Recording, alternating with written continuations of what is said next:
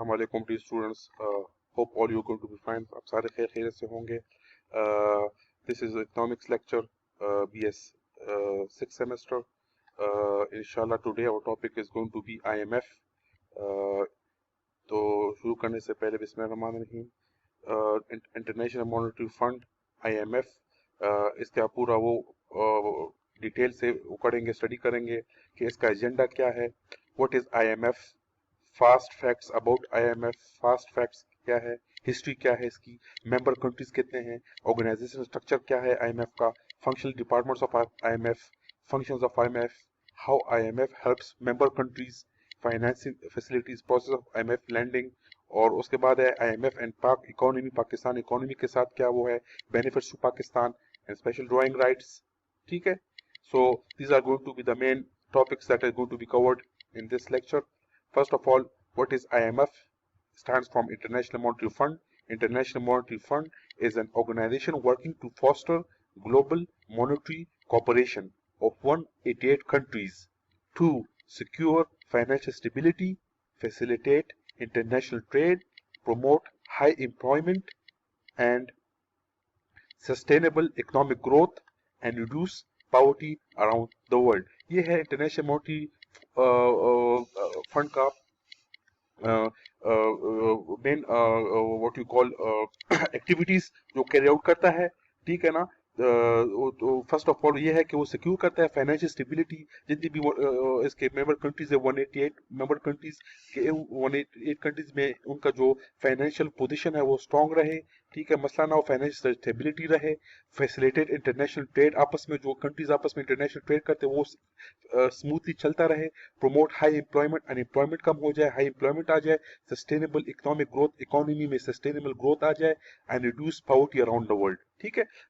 उसके बाद लिखा organization form with the stated, जो IMF है, that is organization formed with the stated objective of stabilizing international exchange rates and facilitating development. एक तो ये कि डेवलपमेंट करना पूरी वर्ल्ड थ्रू आउट जितनी भी इसके मेंबर कंट्रीज है. ठीक है, 188 कंट्रीज है. उसके बाद इंटरनेशनल एक्सचेंज रेट्स को स्टेबलाइज करना. जितनी भी एक्सचेंज रेट्स आपस में हम रेट एक्सचेंज करते हैं, mostly in we deal in dollars with the international market, तो उसमें वो क्या करते हैं, स्टेबिलिटी लाना. ठीक है. उसके बाद है फास्ट फैक्ट्स है अबाउट IMF. मेंबरशिप कितनी कंट्रीज है, 188 कंट्रीज. हेडक्वार्टर्स इसका किधर है, वॉशिंगटन DC USA. ठीक है, USA में इसका हेडक्वार्टर है. एग्जीक्यूटिव बोर्ड, इसका एग्जीक्यूटिव बोर्ड होता है IMF का, जिसके 24 डायरेक्टर्स होते हैं. 24 डायरेक्टर्स रिप्रेजेंटिंग कंट्रीज और ग्रुप ऑफ कंट्रीज. ठीक है, 24 डायरेक्टर्स ऑल अराउंड जितने भी है उसके होते हैं. ठीक है. स्टाफ क्या है, अप्रोक्सीमेटली 2670 फ्रॉम 154 कंट्रीज. इसका जो स्टाफ है अप्रोक्सीमेटली है, नॉट वो है, लेकिन अप्रोक्सीमेटली एक अंदाजा है कि 2670 फ्रॉम 154 कंट्रीज. टोटल कोटास कितना है, $360 बिलियन. $360 बिलियन से टोटल कोटा, जिसमें वो बिगेस्ट बोरोवर्स जो सबसे ज्यादा बोरो कर रहे हैं इस वक्त वो है ग्रीस. अभी भी ग्रीस फाइनेंशियल मेल्टडाउन उसका हुआ था, बहुत बड़ा उसके फाइनेंशियल क्राइसिस आ गए थे ग्रीस में, जिससे उस पर बहुत ज्यादा दबाव पड़ गया था, जिसमें एक तो यूरोप ने, EU ने उसका बहुत मदद किया था, और ऊपर से और उसके साथ साथ IMF ने भी इसके साथ बहुत ज्यादा मदद की है. तो बेस्ट बोरोवर्स है Greece, biggest borrowers Greece, Portugal and Ireland. ठीक है. Now history of IMF. इन अप्रैल 1943 में लॉर्ड कीन्स है evolved a plan for resolving clearing of international payments. ठीक है, कि आपस में जो इंटरनेशनल पेमेंट्स है उसको हम किस तरह क्लियर कर देंगे. तो बड़ा आपस में हम जो बिजनेस करते हैं, आपस में हम ट्रेड करते हैं, उसको स्मूथ रन करने के लिए हमारे पास एक प्लान होना चाहिए. तो लॉर्ड कीन्स ने 1943 में इस प्लान को वो किया, इस्टेब्लिश किया. This plans came under the joint scrutiny of American and British government. जो अमेरिकन और ब्रिटिश गवर्नमेंट इन दोनों ने मिलकर इसको स्क्रूटिनी किया इन अप्रैल 1944. अब आहिस्ता आहिस्ता उसकी तरफ हम जा रहे हैं. फर्स्ट 1943 ने इनिशिएटिव लिया, लॉर्ड कीन्स ने इनिशिएटिव लिया 1943 में. उसके बाद 1944 में अमेरिकन और ब्रिटिश गवर्नमेंट ने इस इनिशिएटिव को आगे बढ़ाया. The plan for an IMF was put into final form at a United Nations conference. United nation conference में इसको फाइनल उसमें लेकर आ गए. IMF का जो शक्ल है उसको आखिर held at Bretton Woods with 45 members. कितने मेंबर्स थे, 45 मेंबर्स में 19 उन्होंने ये प्लान IMF फाइनल उसमें किया यूनाइटेड नेशंस कॉन्फ्रेंस में. ठीक है. Now creation of IMF. अब 19 द IMF क्रिएशन ऑफ कब हुआ था IMF का? The IMF was conceived in July 1944 when representatives of 45 governments agreed on a framework for international economic cooperation. The IMF came into formal existence कब आया था? In December 1945 when its first 29 member countries signed its articles of agreement. जब articles of agreement की बात आ गई तो इसका मतलब ये फॉर्म वजूद में आ जाता है दिसंबर 1945 में. इट बिगेन ऑपरेशंस जब 1945 में वजूद में आया था. फॉर्मल एग्जिस्टेंस वजूद में आया दिसंबर 1945 जब उसके 29 मेंबर कंट्रीज ने साइन किया उसके आर्टिकल्स ऑफ अग्रीमेंट को.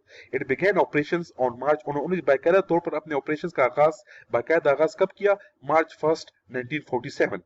Later that year, France became the first country to borrow from the IMF.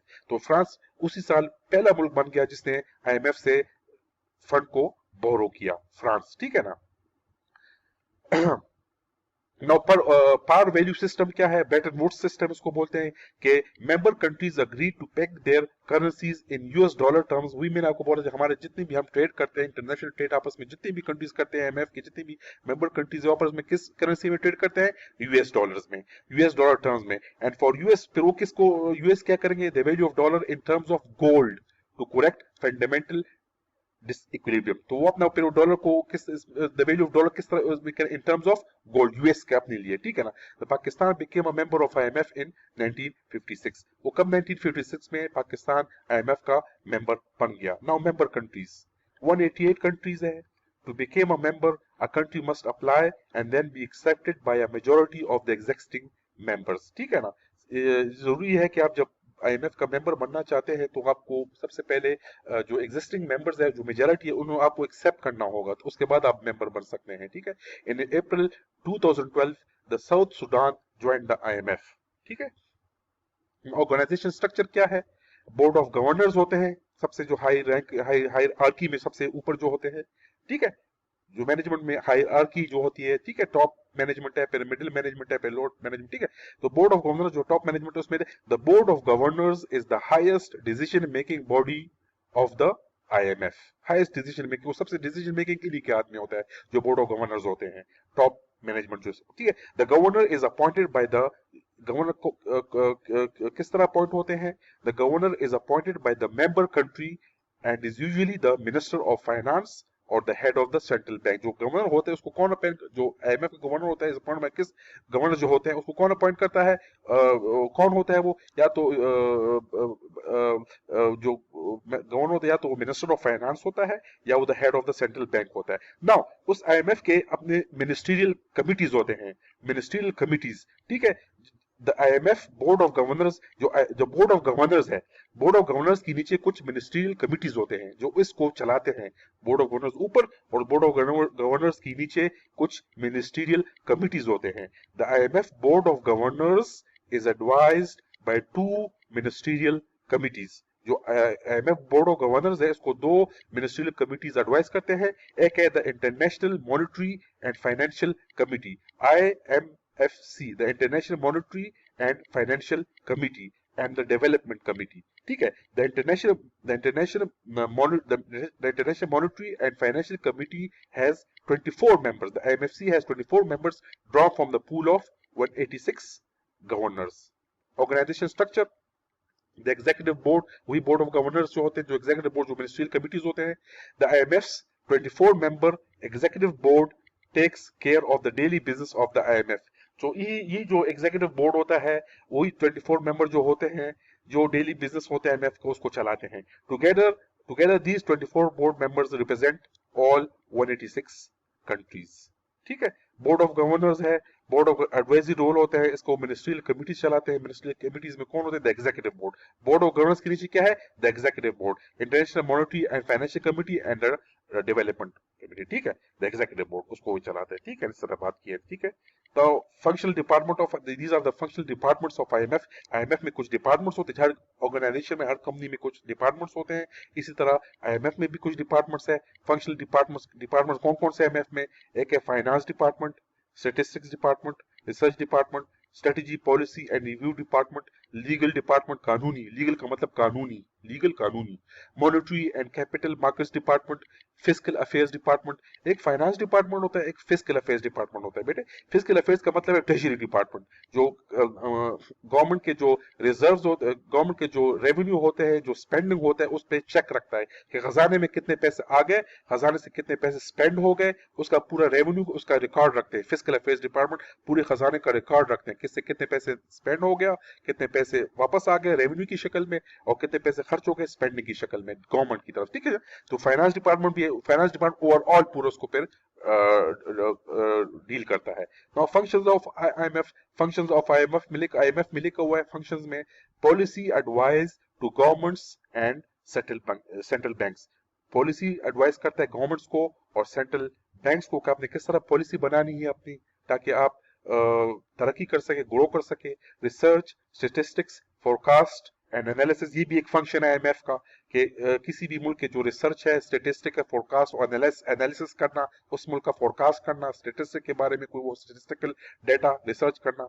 Loans to help countries overcome economic difficulties, loans देना गरीब मुल्कों को, अंडर डेवलप इकोनॉमीज को, ताकि वो अपनी डिफिकल्टीज कम कर सके, ठीक है। Concessional loans to help fight poverty in developing countries, loans देना कंसेशनल गरीब मुल्कों को, ताकि वो डेवलपमेंट की तरफ जाए, ठीक है ना, पॉवर्टी खत्म हो जाए। Technical assistance and training to help countries improve the management of the economy, technical assistance देना, ये भी एक फंक्शन है आईएमएफ का। ये सारे फंक्शन है आईएमएफ का, ये भी एक फंक्शन है, ताकि वो ट्रेनिंग दे सके, improve management of their economy. Now how IMF member, how IMF help member countries, surveillance करना, surveillance, when a country joined the IMF it agrees to subject its economic and financial policy to the fund, ठीक है। lending countries with balance of payment difficulty, financial assistance to the countries to meet international payments, technical assistance to assist mainly low and middle income countries in effectively managing the economies. The IMF provides technical assistance and training mainly in 4 areas: monetary and financial policies में training assistance देता है, physical policy management में training देता है, management and statistical data में, economic and financial लगी, इसको आप खुद देख ले प्लीज, ना मुश्किल नहीं है, चीज नहीं। No process of IMF lending की, प्रोसेस ऑफ आईएमएफ लैंडिंग किस तरह लैंडिंग करता है। IMF loans are usually granted under an arrangement, एक अरेंजमेंट के तौर पर आपको लोन देते हैं वो। द एग्जीक्यूटिव बोर्ड जो होता है वही फंड को रिलीज करता है, has to approve all the arrangements. These arrangements are based on economic programme formulated by the concerned country in consultation with the fund, ठीक है।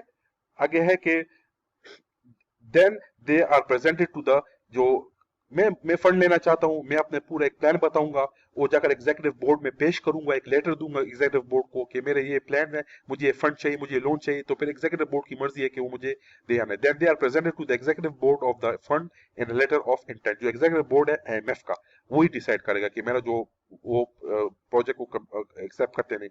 Loans are released in phased instalments में, फिर मुझे loan देंगे phases में, as the programme is carried out, ठीक है। IMF and Pak economy, the following, Pakistan economy में, पाकिस्तान इकोनॉमी आईएमएफ का क्या रोल है। The following are the main sectors of Pakistan economy, agriculture है, सीएनजी इंडस्ट्रीज है, ऑटोमोबाइल इंडस्ट्री है, cement industry, IT industry, service industry, communication industry, textile, imports, exports, electricity. These are the different sectors which acquire proper fund. In such cases Pakistan take loan from IMF and World Bank, दोनों से, IMF world Bank दोनों से वो लेता है, ठीक है, loan लेता है, कर्जा लेता है। आईएमएफ भी हमारा सबसे बड़ा वो है, और वर्ल्ड बैंक भी है। तो बेनिफिट्स ऑफ पाकिस्तान में सिर्फ ये बताया गया कि बेनिफिट ऑफ पाकिस्तान ये लिखा कि 1988 से 91 हमने कितना लिया था लोन, $900 मिलियन, 94 97 से $850 million, 97 $2500 million, 2008 9 $7.6 billion, 2009 10 $3.2 billion, 12 13 $3.4 billion, 2013 14 $3.43 billion dollar. ये पाकिस्तान ने आईएमएफ से लोन लिया। ये आपको इसको एक अच्छा भी कह सकते हैं, बुरा भी इस सेंस से कह सकते हैं, हम लोन लेते जा रहे हैं, लोन लेते जा रहे हैं और इसमें दबते जा रहे हैं। तो ये एक नेगेटिव काम भी है कि हम लोन ले रहे हैं लेकिन इसको हमने वापस भी तो करना है ना। लोन सिर्फ लेना एक अच्छी बात है, कैश तो आ गया, लेकिन कैश को हमने, लोन को हमने वापस भी करना है। ये एक डेट है, ये एक ऑब्लिगेशन होता है, हमने वापस करना होता है। डेट क्या है, कर्जा क्या है, ये एक ऑब्लिगेशन, ऑब्लिगेशन का ऑब्लाइज्ड होते हैं हमने वापस करना है इस लोन को। तो हमारे ऊपर एक कर्जा है, एक बोझ है जिसको हमने खत्म भी करना है, ठीक है बेटे। So this was all the topics covered in the IMF. Easy है, इसको आप खुद देखे, सिंपल नोट्स है, इसमें अगर कोई मसला हुआ प्लीज मेरे साथ डिस्कस करते जाएंगे, ठीक है ना बेटे। थैंक यू वेरी मच, शुक्रिया, थैंक यू, अल्लाह हाफिज जी।